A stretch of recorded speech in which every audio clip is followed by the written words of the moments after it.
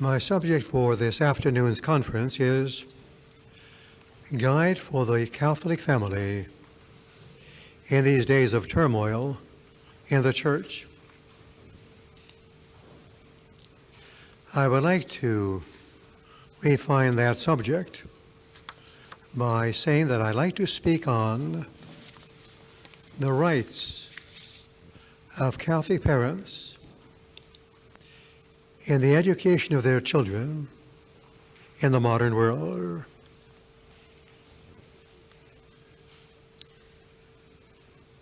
First, by way of introduction, never in the history of Christianity has a Catholic family been in deeper crisis than today. And the reason is because never in the now almost 2 millennia since Christ has Christianity been in a deeper crisis than in our age.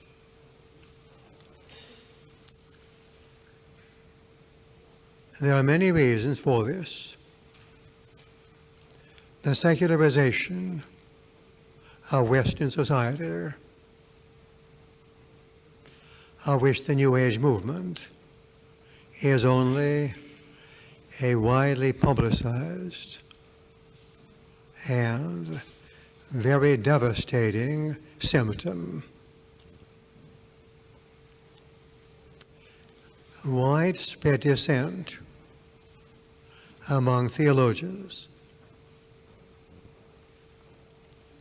the power of the media to propagate ideas and spread values that are alien to Catholic Christianity.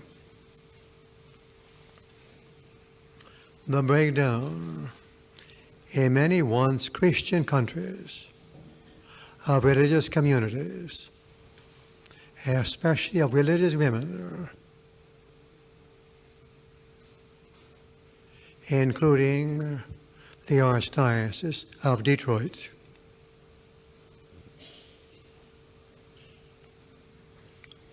Preoccupation with material things.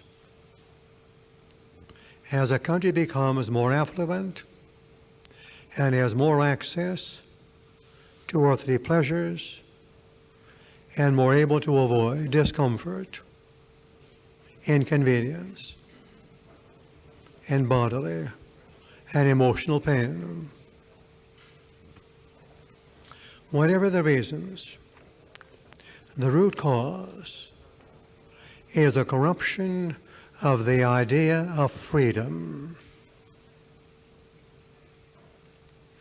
Freedom is now being seen in millions of once believing minds as a capacity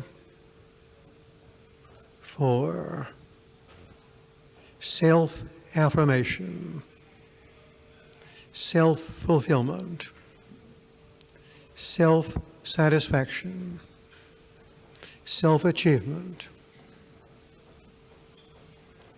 where the rights of others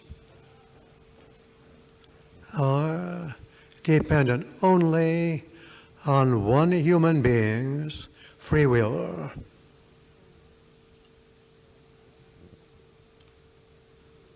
Abortionism could not have chosen a better term, and the word choice, perfect, right on target. It's the human will that is master of each person's life, and not the divine will to which the human will should submit. Given these facts of stark reality, we return to the subject of the present conference, the rights and duties of Catholic parents in the education of their children in the modern world.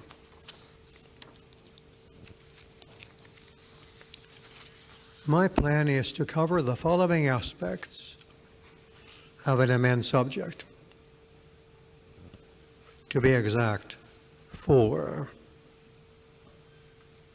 First, the Catholic Church is the mother and teacher of the whole human race. Second, Catholic families are the hope of the Catholic Church. Third, Catholic parents are the hope of Catholic families. Fourth, Catholic parents have the original, the primary, the irreplaceable, and the inalienable right and duty to educate the children whom they have brought into the modern world. First, then, the Catholic Church is the mother and teacher of the whole human race.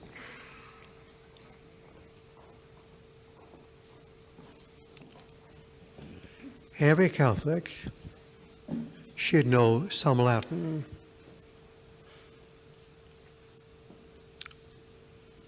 One term that every Catholic should know, quoting the late Pope John the 23rd,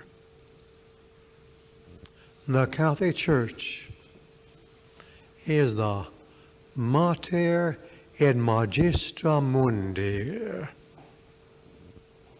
the mother and the teacher of the world.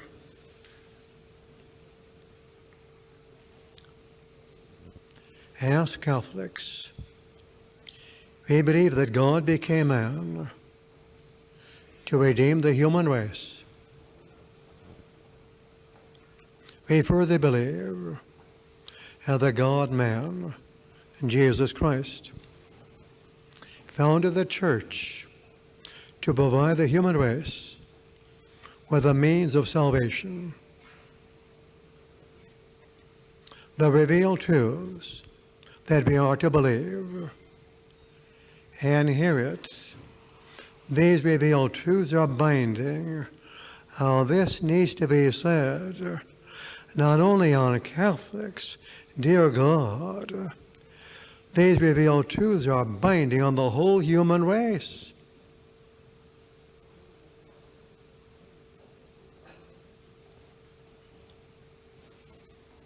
God became man and founded the Church to teach the whole world the revealed norms of morality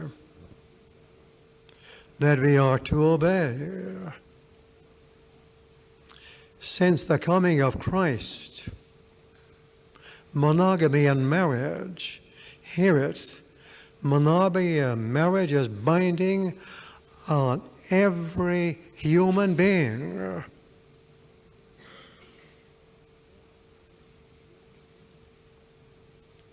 God became man and founded a church to teach the whole human race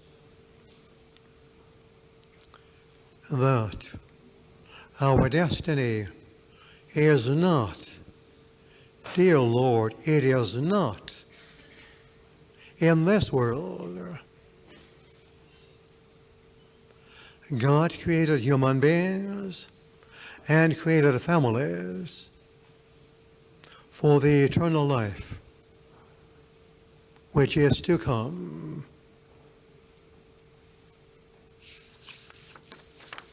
As we look at the modern world today, what world authority, where, who is still defending the sanctity of unborn human life? Who is still defending the sanctity of permanent commitment in a lifelong marriage covenant.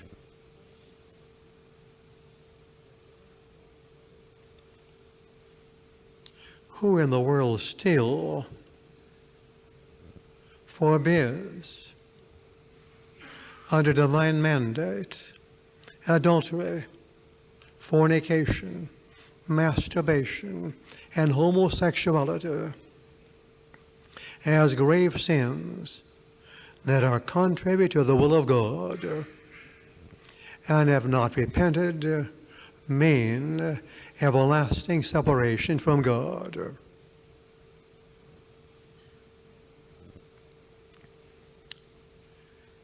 But as we know among professed Catholics, who are the persons who still believe in the binding force of the Ten Commandments, except those who are loyal to the Catholic Church's moral teaching over the centuries, and who are still loyal to the directives of the Vicar of Christ, the Bishop of Rome.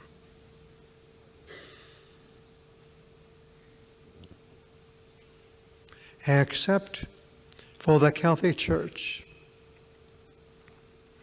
there will be nothing left of Christianity in the world except the memory of a once flourishing religion that converted the pagans of the Roman Empire